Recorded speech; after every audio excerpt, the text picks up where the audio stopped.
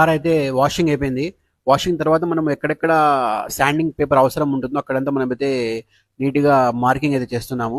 Marking చేసి దాని తర్వాత మనకు దీనిపైన పేపర్ శాండ్ పేపర్ అనేది వస్తుంది. ఆ, దాని యొక్క స్క్రాచెస్ గేజ్ని బట్టి మనమైతే పేపర్స్ యూజ్ చేస్తాము. పేపర్స్ తర్వాత మనము టెఫ్లాన్ కోటింగ్ అయితే స్టార్ట్ చేస్తాము. మీరైతే చూడవచ్చు టోటల్ వెహికల్ ఇన్స్పెక్షన్ అనేది జరుగుతుంది. మనకి ఎక్కడ శాండింగ్ పేపర్ అవసరం ఉంటుందో అక్కడంతా మనము శాండింగ్ పేపర్ అప్లై చేసి తర్వాత మనము నీట్గా మాస్కింగ్ చేసుకొని తర్వాత total T5 T10 T20 T30 T40 5 rounds compounds apply చేసి తర్వాత మళ్ళీ అయితే వాష్ చేస్తాము. టోటల్ ప్రాసెస్ చూడొచ్చు మీరు. టోటల్ దీనికి ఫుల్ డే అనేది టైం పడుతుంది.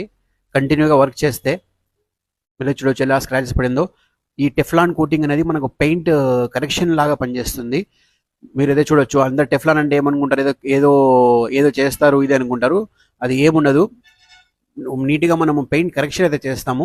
దానికి turtle wax set of 5 round compound అయితే అప్లై చేసి మనం నీట్గా చేస్తాము. మీరు బయట ఎక్కడ చేసినా కూడా వాళ్ళు సింగిల్ 1 రౌండ్ కానీ 2 రౌండ్ కానీ టోటలీ ఓన్లీ వ్యాక్స్ అప్లై చేసి వాళ్ళు మషిన్తో రబ్ అయితే చేస్తారు.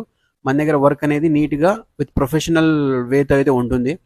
మీరు అయితే చూడొచ్చు. ఒక పక్క మనం అయితే మార్కింగ్ చేస్తున్నాము, ఇంకో పక్క టెక్నీషియన్ నీట్గా వెట్ శాండింగ్తో స్క్రాచెస్ అనేవి రిమూవ్ చేస్తున్నారు.